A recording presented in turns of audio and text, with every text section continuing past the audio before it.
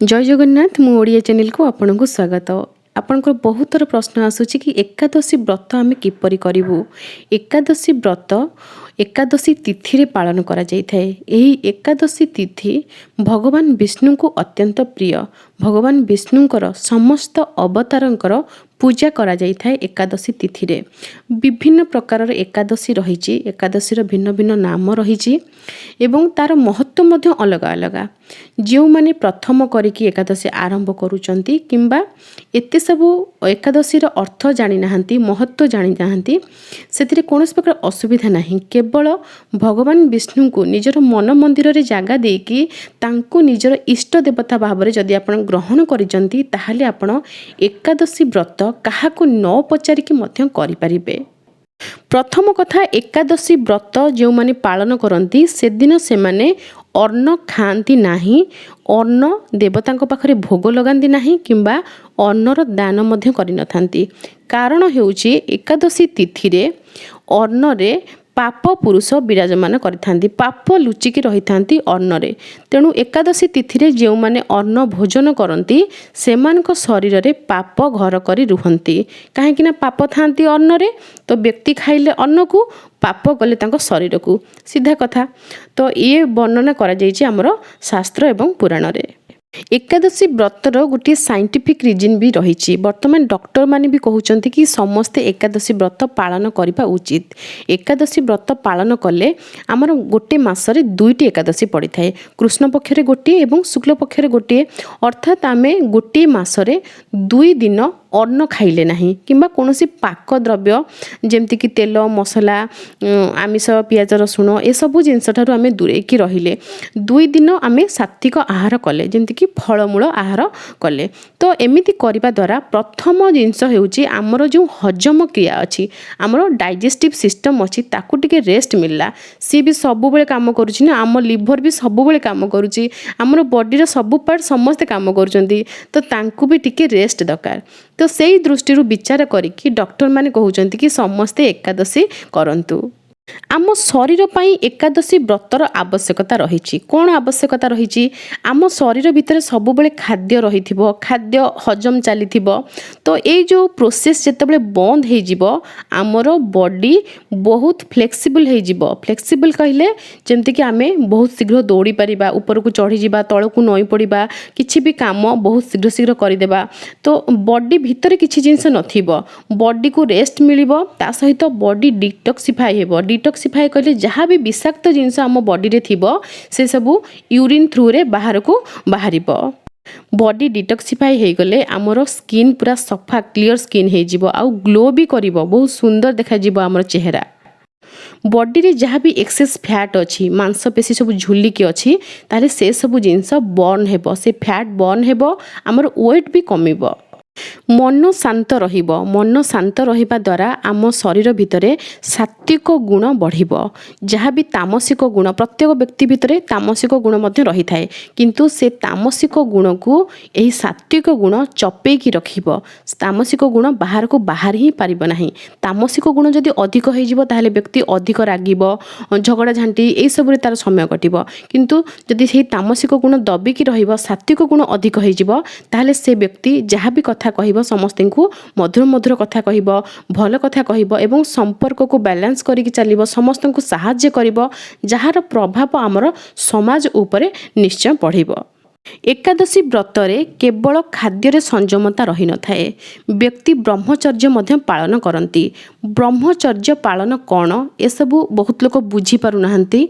ब्रह्मचर्य पालन कहिले कोनोसी पुरुष कोनोसी नारी को कुदृष्टि देखिब नाही, कामना बासना मन भितर नेकी ताकू से खराब भावना रे देखिब नाही, किंबा कोनोसी नारी कोनोसी पुरुष को मध्य सेमिति दृष्टि रे देखिबे नाही। उभय नारी एवं पुरुष निजर कामना एवं बासना को दबेकी रखिबे, से सबु गुण ठारू दूर रे रहिबे एवं पति पत्नी संग करिबे नाही।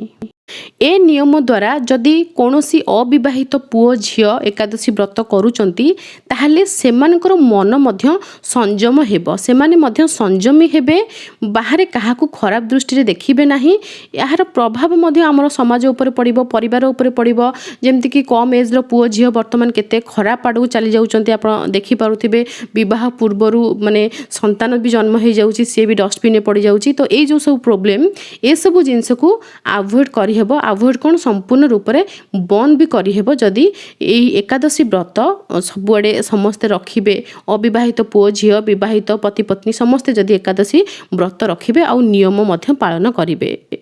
एकादशी व्रतधारी जिह्वा को मध्य संयम रे रखिबे जिह्वा संयमता कहिले आमर जिभ को आमे संयम रे रखिबा कंट्रोल रे रखिबा जिभ आमर कोन करे जिभ सबुले चाहे कि चटपटिया खाद्य खाइबी भल भल खाइबी अधिक खाइबी ता सहित गाली वर्षण करिबी झगड़ा करिबी अन्य को टिप्पणी देबी खराब कथा कहिबी अन्य प्रति जेलस फील करिबी ईर्ष्या भाव रखिबी ए सब जिंस रु आमे निवृत्त रहिबा ता सहित बहुत गुड़े लोकों सहित गल्प आलाप एसबू करा नहीं जमती कि ताश खेल आगर सब करा जाउथिला समस्ते बसुथिले 5-7 लोक बसुथिले बहुत गप हस एसबू करा जाए एसबू एकादशी व्रत रे बारण ता सहित वर्तमान जमती आमे गोटे थर पैक पकईले मोबाइल रे 3 मास 4 मास पर्यंत हमर पैसा सरीबार नहीं तो आमे अनलिमिटेड कॉल करि पारुचे तो अनलिमिटेड जतले कॉल हे जाउची सेतबेले लोक गप भी तांकर अनलिमिटेड हे जाउची तो जदि आपण एकादशी व्रत रखिथिबे ताले एत्ते लोकों सहित फोन रे गपिबे नहीं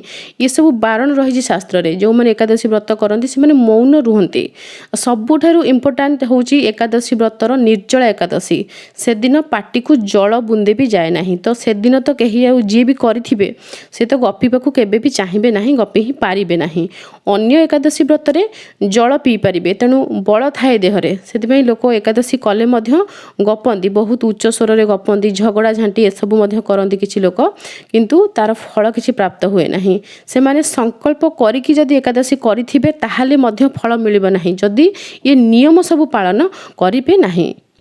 बहुत लोकों मन रे ना गोटे भूल धारणा थाए कि आमे हाथ रे व्रत पिंधिदेले ठाकुर पाखरे पूजा करदेले आ व्रत हाथ रे पिंधिदेले सुदशा व्रत केदार व्रत लक्ष्मी नारायण व्रत आउरी केते केते व्रत अछि ताको आमे हाथ रे पिंधिदेले बस काम सरी गला ना व्रत कहिले संयमी हेबा निजर मन आउ जिह्वा ये दुईटा जाक जिनस को आमे संयम करबा इंद्रिय संयम जहाँ को कहा जाए खराब जिनस देखिबा नहीं खराब कथा सुनिबा नहीं खराब कथा कहिबा नहीं ता सहित चटपटिया खाद्य खाइबा पई लालायित हेबा नहीं तो ए सब जिनस इंद्रिय संयम रक्षा करबा को हमर व्रत कहा जाए जहाँ कि हमर एकादशी व्रत रे मध्य पालन करा जाए काहे एकादशी व्रत मध्य गोटे व्रत विवाहित पति पत्नी उभय संकल्प करिकी एकादशी व्रत करिथांती बहुत पति पत्नी से माने पुत्रदा एकादशी करती संतान लाभ करबा पई आहुरी बहुत एकादशी रहिची से माने संकल्प करिकी करिथांती तो एथिरे कोनोसी बारण नाही किंतु आमर उत्कल रे जदि जणे विवाहित महिला एकुटिया एकादशी व्रत करने को चाहती ताहले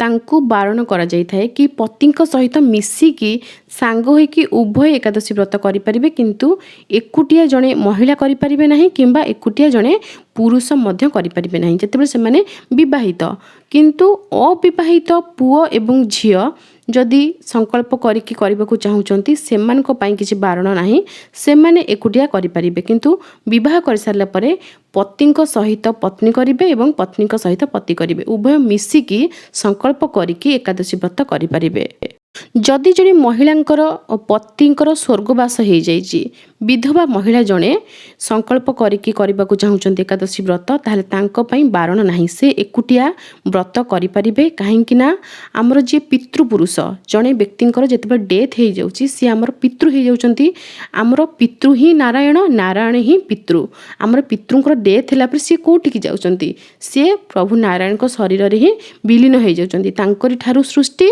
तांकरी देह रे ही विलीन हो जाउचंती तेणु निजर पति बोलिकी प्रभु नारायण को भाविकी मन भितरे ग्रहण करिकी विधवा महिला माने एकादशी व्रत पालन करिथांती स्वर्गवास हेला परे पतिंकर सुगति पाई सठिक गति पाई एवं तांकर उद्धार पाई पत्नी माने करिथांती एकादशी व्रत ଯାହାକି ବ୍ରାହ୍ମଣ ଘରର ନିୟମ ରହିଛି। ବ୍ରାହ୍ମଣ ଘରେ ବିଧବା ବ୍ରାହ୍ମଣୀମାନେ ମାସରେ 2 ଗୋଟି ଏକାଦଶୀ ବ୍ରତ ପାଳନ କରିଥାନ୍ତି। ଶୁକ୍ଳ ପକ୍ଷରେ ଗୋଟିଏ, କୃଷ୍ଣ ପକ୍ଷରେ ଗୋଟିଏ, ଅର୍ଥାତ୍ 12 ମାସରେ ସିଏ 24 ଗୋଟି ଏକାଦଶୀ ବ୍ରତ ପାଳନ କରିଥାନ୍ତି। ଏହା ବ୍ରାହ୍ମଣ ଘରର ନିୟମ। 24 ଗୋଟି ଏକାଦଶୀ ବ୍ରାହ୍ମଣୀମାନେ କରିବେ ବୋଲି ତାଙ୍କର ବିବାହ ସମୟରେ ସିଏ ପ୍ରତିଶ୍ରୁତି ଦେଇଥାନ୍ତି। ଏମିତି ଗୋଟିଏ ରହିଛି ତାଙ୍କର ନିୟମ କି ବିବାହ ବେଦୀରେ ବ୍ରାହ୍ମଣ ଯିଏ କୁହନ୍ତି ବ୍ରାହ୍ମଣୀଙ୍କୁ କି ମୋ ପାଇଁ ତୁ 24 ଏକାଦଶୀ ବ୍ରତ କରିବୁ, ଏମିତି ଗୋଟେ କଥା ରହିଛି। ଆଉ ବ୍ରାହ୍ମଣୀମାନେ କରନ୍ତି ମଧ୍ୟ, ବହୁତ ନିଷ୍ଠାର ସହିତ କରନ୍ତି। ଏମିତି କରିବା ଦ୍ୱାରା ତାଙ୍କ ପତିଙ୍କର ଉତ୍ତମ ଗତିକୁ ସେ ପ୍ରାପ୍ତ ହୁଅନ୍ତି, ପ୍ରଭୁ ନାରାୟଣଙ୍କର ଆଶୀର୍ବାଦ ଲାଭ ହୁଏ। ତ ଏମିତି କିଛି ରହିଛି ନିୟମ ଆଉ ବିଧାନ, ସେଥିପାଇଁ ସେମାନେ 24 ଗୋଟି ଏକାଦଶୀ ବ୍ରତ ପାଳନ କରିଥାନ୍ତି। ବର୍ତ୍ତମାନ ଆପଣ ଚିନ୍ତାରେ ପଡ଼ିଯାଇଥିବେ କି ଏକାଦଶୀ ବ୍ରତ କରିବେ କି ନାହିଁ। ଏକାଦଶୀ ବ୍ରତ କରିବାକୁ ବି ଇଚ୍ଛା, ଭୋକ ବି ଲାଗୁଛି, ସଂକଳ୍ପ ବି କରିପାରିବେ ନାହିଁ, ବ୍ରାହ୍ମଣ ନାହାନ୍ତି। ଯଦି ବି କରିବାକୁ ଚାହୁଁଛନ୍ତି, ସ୍ୱାମୀ ତ ରାଜି ହେଉନାହାନ୍ତି, ସିଏ ତ କହୁଛନ୍ତି ସେ ଭାତ ଖାଇବେ, ତାହେଲେ କେମିତି କ'ଣ ଏକାଦଶୀ ବ୍ରତ କରାଯିବ? ଯଦି ଆପଣ ଜଣେ ବିବାହିତ ମହିଳା, ଆପଣଙ୍କର ସ୍ୱାମୀ ଆପଣଙ୍କ ସହିତ ଏକାଦଶୀ ବ୍ରତ କରିବା ପାଇଁ ରାଜି ହେଉନାହାନ୍ତି କିମ୍ବା ତାଙ୍କର ଦେହ ଖରାପ ଅଛି, ଅଫିସ୍ କାମରେ ବ୍ୟସ୍ତ ରହୁଛନ୍ତି, ଟାଇମ୍ ଦେଇପାରିବେ ନାହିଁ, ତାହେଲେ ଆପଣ ଏକୁଟିଆ ବ୍ରତ କରନ୍ତୁ, କିନ୍ତୁ ସଂକଳ୍ପ କରନ୍ତୁ ନାହିଁ। ଆପଣ ନିୟମର ପାଳନ କରନ୍ତୁ। ଯେମିତିକି ଆପଣ ମୁଣ୍ଡ ଧୋଇକି ଗାଧେଇ ପାରିବେ। ଆପଣଙ୍କ ଘରେ ଭଗବାନ ବିଷ୍ଣୁଙ୍କର ଯେକୌଣସି ଅବତାର ଅଛନ୍ତି, ମହାପ୍ରଭୁ ଜଗନ୍ନାଥ ଅଛନ୍ତି, ଗୋପାଳ ଅଛନ୍ତି, ଆପଣ ବଂଶୀଧାରୀ କୃଷ୍ଣଙ୍କୁ ରଖି ପୂଜା କରୁଛନ୍ତି, ଯେକୌଣସି ଅବତାରଙ୍କୁ ରଖି ପୂଜା କରୁଛନ୍ତି, ତାଙ୍କୁ ସ୍ନାନ ଇତ୍ୟାଦି କରେଇକି ସୁବେଶ କରିକି ସଜେଇ ଦେବେ, ତୁଳସୀ ଅର୍ପଣ କରିବେ ଏବଂ ଫଳମୂଳର ଭୋଗ ଲଗାଇବେ, ଆଳତି କରିବେ। ଏ ସମସ୍ତ ଜିନିଷ କରିବେ ଏବଂ ଆପଣ ଇନ୍ଦ୍ରିୟ ସଂଯମ କରିବା ପାଇଁ ଚେଷ୍ଟା କରିବେ। ଯେମିତିକି କଟୁ କଥା କହିବେ ନାହିଁ, କଟୁ କଥା ଶୁଣିବେ ନାହିଁ, ଝଗଡ଼ା ଝାଣ୍ଟି କରିବେ ନାହିଁ, ବିଶେଷ କିଛି କାହା ସହିତ ଗପାଗପି କରିବେ ନାହିଁ, ମୌନ ରହିବା ପାଇଁ ଚେଷ୍ଟା କରିବେ। ଯାହା କର୍ତ୍ତବ୍ୟ ଅଛି ଘରେ, ପିଲାମାନଙ୍କର କାମ, ଶାଶୁ ଶ୍ୱଶୁରଙ୍କର କାମ, ପରିବାରର କାମ, ନିଜର କର୍ତ୍ତବ୍ୟ ପାଳନ କରିବେ। ତା ସହିତ ଖାଦ୍ୟରେ ସଂଯମତା ରଖିବେ। ଯଦି ଏତିକି ବି ଆପଣ କରିବେ, ଭଗବାନ ବିଷ୍ଣୁ ଆପଣଙ୍କ ଉପରେ ନିଶ୍ଚୟ ସନ୍ତୁଷ୍ଟ ହେବେ। ଏ ନିୟମକୁ ପାଳନ ନ କରିକି ଯେଉଁମାନେ ସଂକଳ୍ପ କରିକି ପୂଜା କରନ୍ତି, ସେମାନେ ଫଳ ପାଆନ୍ତି ନାହିଁ। ପ୍ରଥମ କଥା ହେଉଛି ଆପଣ ନିୟମ ପାଳନ କରିବା ଦରକାର। ସଂକଳ୍ପ ଇମ୍ପୋର୍ଟାଣ୍ଟ ନୁହେଁ। ଏକାଦଶୀ ବ୍ରତରେ ବହୁତ ଲୋକ ସଂକଳ୍ପ କରିଦିଅନ୍ତି କିନ୍ତୁ କୌଣସି ନିୟମ ପାଳନ କରନ୍ତି ନାହିଁ, ତାଙ୍କୁ କୌଣସି ଫଳ ମିଳେ ନାହିଁ। ବହୁତ ଲୋକ ଏମିତି କରିଛନ୍ତି, ବାରମ୍ବାର ପୁତ୍ରଦା ଏକାଦଶୀର ବ୍ରତ କରିକି ମଧ୍ୟ ସନ୍ତାନ ଲାଭ ହେଉନାହିଁ, କାହିଁକିନା ସେମାନେ ନିୟମରେ କେଉଁଠି ଉଲ୍ଲଙ୍ଘନ କରୁଛନ୍ତି। 33 କୋଟି ଦେବାଦେବୀଙ୍କ ଭିତରୁ ଭଗବାନ ବିଷ୍ଣୁଙ୍କୁ ପ୍ରସନ୍ନ କରିବା ବହୁତ କଷ୍ଟକର। ଭଗବାନ ବିଷ୍ଣୁ ସବୁବେଳେ ଡେରିରେ ଶୁଣନ୍ତି, ବହୁତ ପରୀକ୍ଷା ନିଅନ୍ତି। ହଟିଆ ଠାକୁର ସିଏ, ହଟହଟା କରିଦେବେ ଭକ୍ତକୁ। ଯଦି ତାଙ୍କୁ ଆପଣ ନିଜର ଇଷ୍ଟ ଦେବତା ଭାବରେ ଗ୍ରହଣ କରିଛନ୍ତି, ତାହେଲେ ବହୁତ କଷ୍ଟ ସହିବାକୁ ପଡ଼ିବ, ଧୈର୍ଯ୍ୟ ରଖିବାକୁ ପଡ଼ିବ ଏବଂ ସମସ୍ତ ନୀତି ନିୟମକୁ ପାଳନ କରିବାକୁ ପଡ଼ିବ ଏବଂ ଲମ୍ବା ସମୟ ପର୍ଯ୍ୟନ୍ତ କରିବାକୁ ପଡ଼ିବ। ସେମିତି ନୁହେଁ କି ଗୋଟେ ଥରରେ ଆପଣ ଗୋଟେ ବଳି ଦେଇଦେଲେ ଆଉ ସେ ପ୍ରସନ୍ନ ହେଇଯିବେ। ସିଏ ସେ ଠାକୁର ନୁହନ୍ତି, ସିଏ ହେଉଛନ୍ତି ସବୁଠୁ ବଡ଼ ରାଜନୀତିଜ୍ଞ। ଏଇ ଯେଉଁ ନେତାମାନେ ସବୁ ଇଲେକ୍ସନରେ ଜିତୁନାହାନ୍ତି, ଏ ନେତାମାନଙ୍କର ବାପା ହେଉଛନ୍ତି ସିଏ। ତାଙ୍କ ମୁଣ୍ଡରେ ଏତେ ବୁଦ୍ଧି ଯିଏକି ସମଗ୍ର ସଂସାରକୁ ଚଳାଉଛନ୍ତି। ଯେତେ ବି ପୌରାଣିକ ପ୍ରସଙ୍ଗ ଆପଣ ଦେଖିବେ, ସମସ୍ତ ପୌରାଣିକ ପ୍ରସଙ୍ଗରେ ସବୁତକ ଲୀଳା ଖେଳା କିଏ କରନ୍ତି? ଏଇ ହଟିଆ ଠାକୁର, ଏଇ କାଳିଆ ଠାକୁର ସବୁ ଲୀଳା ଖେଳା କରିଥାନ୍ତି। ଏମିତି ଲୀଳା, ଏମିତି ଖେଳା ଯାହାକୁ କେହି ବି ବୁଝିପାରନ୍ତି ନାହିଁ। ମୋ ଲୀଳା ମୋତେ ଅଗୋଚର, ଏକଥା ପ୍ରଭୁ ନିଜେ ହିଁ କୁହନ୍ତି। ଆପଣମାନେ ସମସ୍ତେ ଜାଣିଥିବେ, ଘରେ ଯେତେବେଳେ ଆମର କୌଣସି ଜିନିଷ ଦରକାର ଥାଏ, ସେତେବେଳେ ଆମେ ଯାଇକି ମାଆଙ୍କ ପାଖରେ ଝଗଡ଼ା କରିକି ଗୋଡ଼ ବାଡ଼େଇକି କାନ୍ଦୁ। ନାଇଁ, ଏ ଜିନିଷ ମୋର ଦରକାର, ମୋର ଦରକାର ଦରକାର ଦରକାର। କାହା ପାଖରେ କାନ୍ଦେ? ମା ପାଖରେ ବା ଆପଣଙ୍କର ବୋଉ ପାଖରେ ଆପଣ କାନ୍ଦନ୍ତି। ତ ବୋଉ ଯାଇକି କ'ଣ କରନ୍ତି? ବାପାଙ୍କୁ କୁହନ୍ତି, ଛାଡ଼, ଛୁଆଟା କାନ୍ଦୁଛି, ଜିଦ୍ଦି କରୁଛି, ତାକୁ ଦେଇଦିଅ। କାହିଁ ଗୋଟେ ଘରେ ଅଶାନ୍ତି ହେଉଛି? ଭଲ ଲାଗୁଛି କ'ଣ ଛୁଆଟା କାନ୍ଦୁଛି? ତମର ଗୋଟେ ଜିଦ୍ଦି ନା, ଦେଇଦେଲ ଦେଇଦେଲ। ତ ବୋଉ ଯେତେବେଳେ ଏମିତି କୁହନ୍ତି, ବାପା ସାଙ୍ଗେ ସାଙ୍ଗେ ସେ ଜିନିଷଟି ଦେଇଦିଅନ୍ତି। କଥାଟା କ'ଣ କହିଲି ଆପଣ ଚିନ୍ତା କରିପାରୁଛନ୍ତି ତ? ଯଦି ଆପଣ ଭଗବାନ ବିଷ୍ଣୁଙ୍କୁ ପ୍ରସନ୍ନ କରିବାକୁ ଚାହୁଁଛନ୍ତି, ତାହେଲେ ମା ଲକ୍ଷ୍ମୀ ହେଉଛନ୍ତି ଚାବିକାଠି। ମାଆଙ୍କୁ ଯଦି ପୂଜା କରିବେ, ତାହେଲେ ପ୍ରଭୁ ନିଶ୍ଚୟ ପ୍ରସନ୍ନ ହେବେ। ମାଆଙ୍କୁ ଯାହା କହିବେ, ପ୍ରଭୁ ସେ କାମ ପୂରଣ କରିଦେବେ। ଇଏ ହେଉଛି ପୂଜାର ଟିପ୍। आजिकल टिप वीडियो देखा आपण मैंने बहुत भल पाँच ना तो ये हूँ टिप माँ को भल पातु देखिए प्रभु आपे आपे प्रसन्न हो जिवे जदि भगवान विष्णु को निजर इष्ट देवता भाव में आप ग्रहण करिसेंती निजर मन मंदिर में प्रभु को बसैचंती सेतिकी भल पाउचंती संपूर्ण समर्पण भाव रही प्रभु प्रति ताहले काहाकू न पचारिकी एकादशी व्रत पालन करंतु संकल्पर आवश्यकता नहीं केवल इंद्रिय संयम करिवे एवं प्रभुंकर पूजा करिवे एतिकी कले मध्य प्रभु संतुष्ट हेबे। ओडिया घर में चालीचलनी ठाकुर पूजा ठाकुर प्रसाद तैयारी करबा ए समस्त टॉपिक को नहीं मु वीडियो शेयर करे जदि आपको ए वीडियो सब भल लगुच निश्चय चैनल को सब्सक्राइब करेंगे। हिंदू देवदेवी पूजा को आग को बढ़ाई यह मोर छोट एक प्रयास जदि आपको ए प्रयास ठीक लगुच मुझे सहित निश्चय जोड़ी हेबे। किसी भी प्रश्न थिले कमेंट बॉक्स में लिखिपारे आपण मते इंस्टाग्राम में जॉइन करेंगे मोर इंस्टाग्राम आईडी मुझे 84 सेठी आपण मते वॉइस मेसेज सेंड करेंगे आउ क्यों टॉपिक रे वीडियो देखिए ताहा कमेंट बॉक्स में निश्चय लिखिए। निज घरे करुवा पूजार फोटो वीडियो आपण मते इंस्टाग्राम में सेंड करेंगे। पुणी आसबि नुआ नुआ वीडियो नहीं कि आज रोचे जय जगन्नाथ।